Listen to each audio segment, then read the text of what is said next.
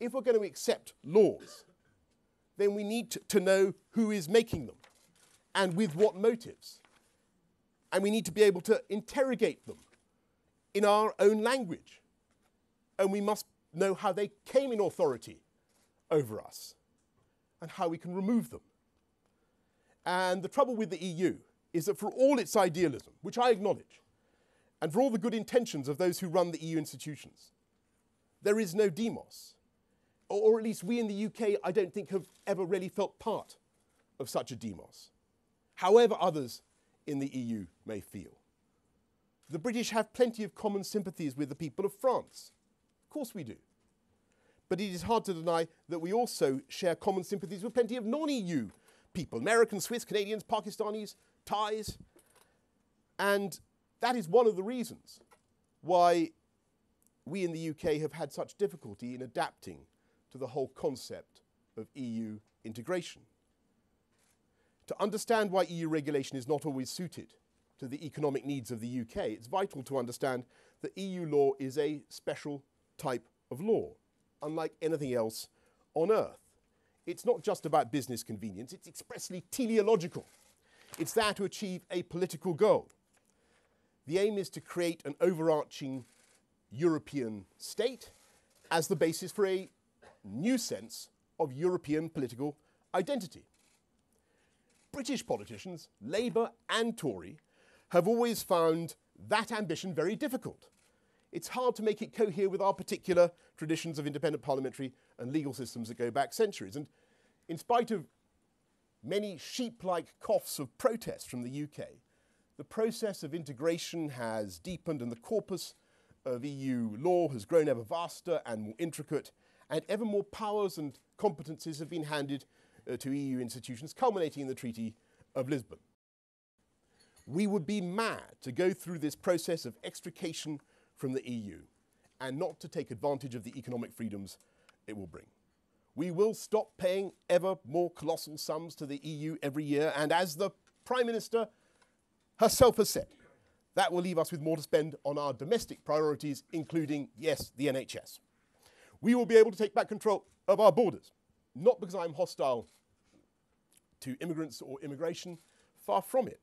We need talented people to come and make their lives in this country, doctors, scientists, the coders and programmers who are so crucial to Britain's booming tech economy. It was my proudest boast as Mayor of London that we had 400,000 French men and women living in the British capital, high-earning, high-spending types, while only about 20,000 UK nationals went the other way, lived in Paris.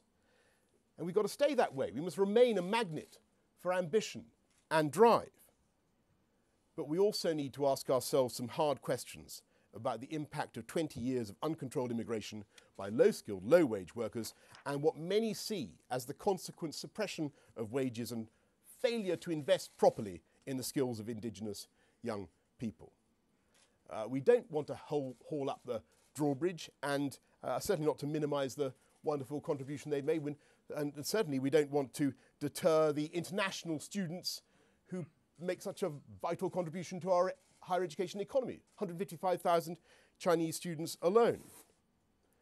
But we want to exercise control.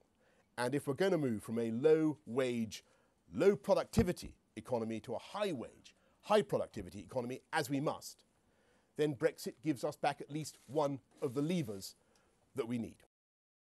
It would be absurd if we were obliged to obey laws over which we have no say and no vote.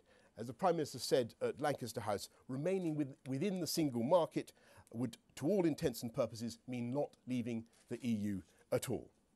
The British people should not have new laws affecting their everyday lives imposed from abroad when they have no power to elect or remove those who make those laws. We will decide on laws, not according to whether they help to build a United States of Europe, noble goal though that may be, but because we want to create the best platform for the economy to grow and to help people to live their lives.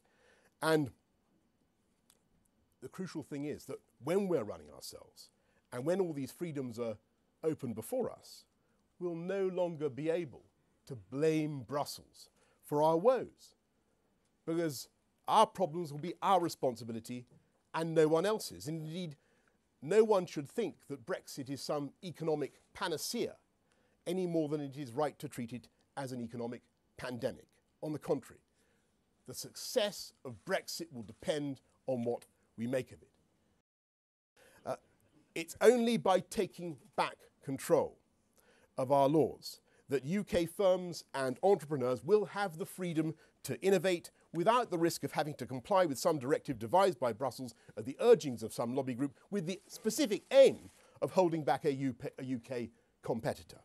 That would be intolerable, it would be undemocratic, and it would make it all but impossible for us to do serious free trade deals.